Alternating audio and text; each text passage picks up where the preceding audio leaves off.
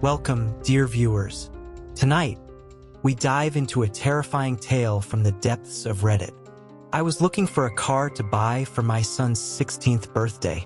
I searched all the typical car websites like cars.com and eBay Motors, but they were all overpriced as expected.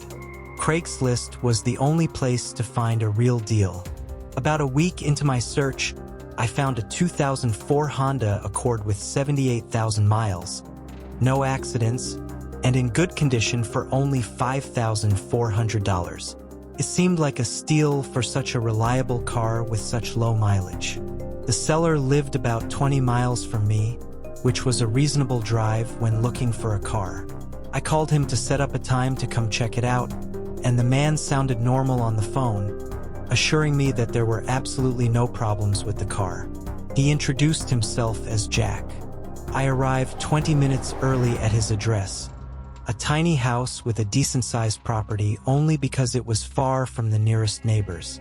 The garage was open, so I walked over to see if anybody was inside, but except for an unusual amount of car parts, it was empty. The car was nowhere in sight. The only car on the property was an old pickup truck. I went over to the front door to check the house numbers. It was the right address. The doorbell button was missing, so I knocked on the front door. I knocked for exactly 10 minutes before deciding to give the man a call. I dialed his number and heard the sound of a cell phone ringing from inside the house.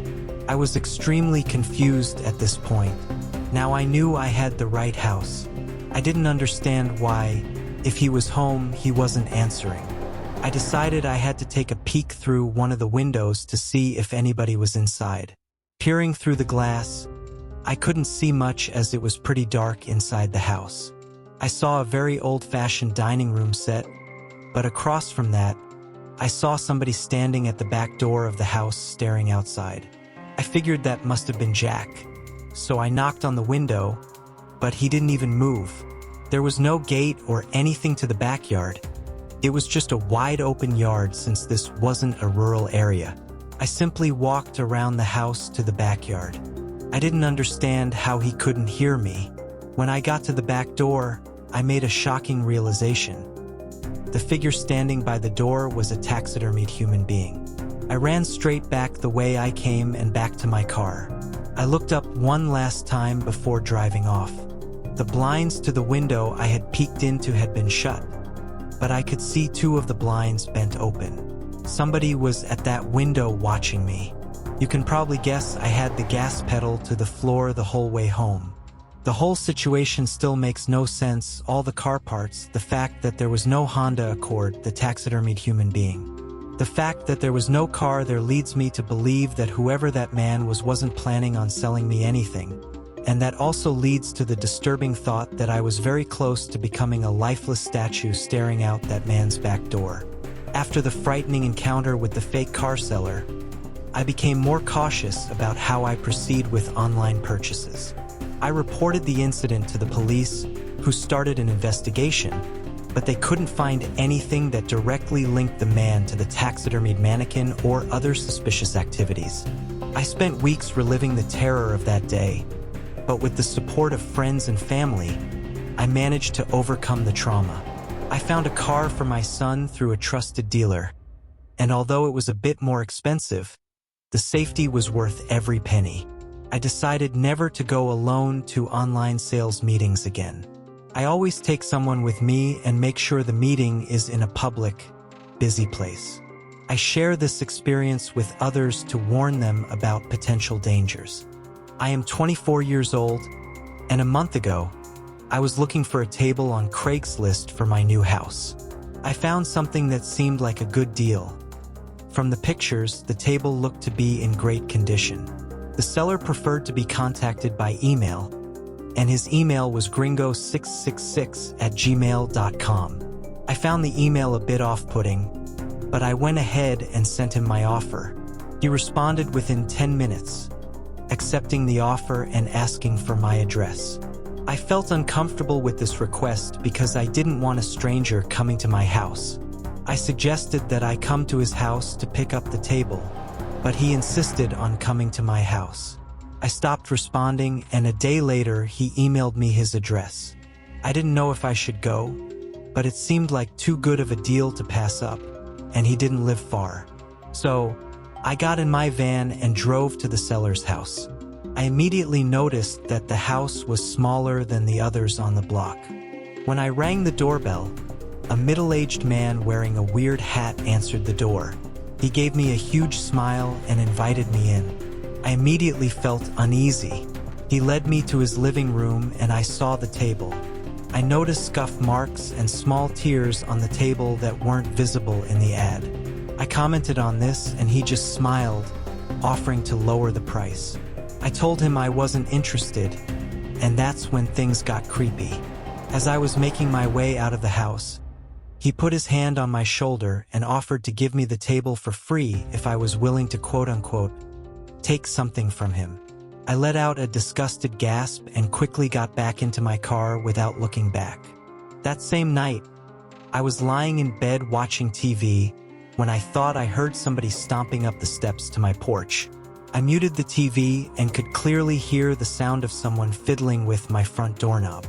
I jumped out of bed and tiptoed to the front door to look through the peephole, but whoever it was had already gone. Then, I thought I could hear the sound of the gate to the backyard opening and closing. That was when I grabbed the phone and dialed 911. Soon after, I heard the sound of someone fiddling with the back door of the apartment. I yelled to whoever it was that the police were on their way, and after that, I heard the sound of the gate opening and closing again. They were gone. This was a year ago, and nothing has happened since, but I still can't sleep at night. I'm 100% sure it was the man who was selling the couch. He must have followed me home. There's no way it was just a coincidence. I don't plan on using Craigslist anymore, and I'm still trying to find a new apartment. After the incident with the couch seller, I decided to beef up my security. I installed surveillance cameras around the house and a new alarm system. I told my friends and family about what had happened, and everyone was worried but supportive of my decision to increase security measures. A month later, I received a call from the police. They had arrested a man matching the seller's description. They discovered he had a history of predatory behavior and were investigating other cases involving him. The relief was immediate, but it would still take time for me to feel completely safe again. I decided to move to an apartment with better security and a more vigilant neighborhood. I never used Craigslist again, and from then on, I always conducted thorough research and sought references before any online transaction. Last year, I was looking to buy an iPhone X and found a guy on Craigslist who was selling his for $300. He claimed it was in mint condition and that he wanted to upgrade to the iPhone 12. I didn't know much about how to go about testing a phone to make sure everything works, so I brought my little brother along who knew a lot more than I did. We met halfway at a McDonald's parking lot at like 10 o'clock at night.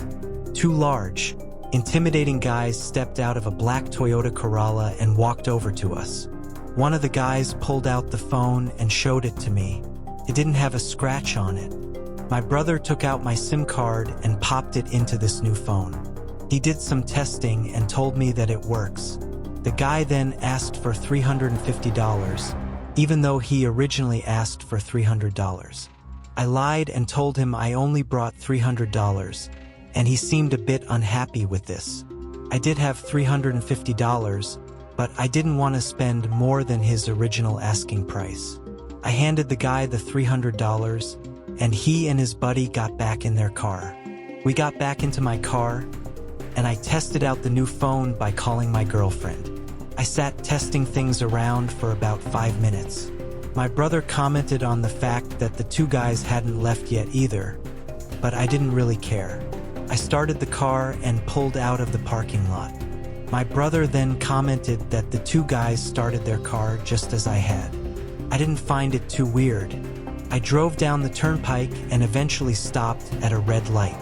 That's when I noticed the black Toyota Corolla pull up right behind us in my rearview mirror. I found that a bit weird since I was sure they came from the opposite direction.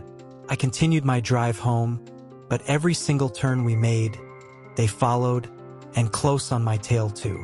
My brother suggested I pull over, but there was no way I was going to do that. I knew those guys were looking for trouble. It got to the point where I was trying to lose them and started driving dangerously. If they needed something, they would call or at least honk their horn, but they were looking for some kind of trouble. I tried something risky to lose them. At an intersection, the light had just turned red. I floored it across the intersection before any of the cars would begin to pass. My brother shouted at me, calling me stupid and crazy, but it worked. They didn't follow. We got home after the extra long drive. My heart was still racing from the intensity of the situation. I was just happy I got a working phone for such a low cost. Later that night, I was playing around with the phone, trying to set some things up before going to bed. My parents and brother were already asleep at this point. Just then, the sound of 2 car doors slamming shut outside interrupted me. I looked out my window and felt like my heart completely stopped. The black Toyota Corolla was parked across the street. I could only assume the 2 guys were already halfway to our front door. I immediately woke up my dad and explained everything as quickly as possible. He got up, grabbed a baseball bat, and crouched behind the front door. A loud knock came at the front door. My dad screamed at them to go away. One of the guys on the other side of the door claimed to have a gun and said that he would shoot the lock off the door if he didn't open up. My dad told me to call Bob, our friend who lives 2 doors down. I called Bob, our neighbor who is a police officer, and he said he would come right over and told us to hide. I heard a silenced gunshot and saw a hole in the door, close to my dad's head. My dad went out when Bob arrived, and the men lowered their weapons. Joe arrested them. It was the scariest day of my life, but also the best, because we came out unharmed. After the terrifying incident with the 2 men from Craigslist, our family made significant changes to ensure our safety. We installed security cameras, reinforced the doors, and organized a neighborhood watch group. The men were arrested, and during the trial, it was revealed that they were involved in various scams and criminal activities. The sense of justice brought some comfort, but the fear of what could have happened still haunts me. This experience made me deeply reflect on digital security. Whenever I buy something online, I thoroughly check the seller and insist on meeting in public, well-lit places. The experience was terrifying, but it taught me valuable lessons about caution and safety. If you like these stories, check out the book in the description of the video. Thank you for joining us on this harrowing journey. If you enjoyed this story, don't forget to like, share, and subscribe for more tales of terror. Until next time, stay safe and beware the shadows.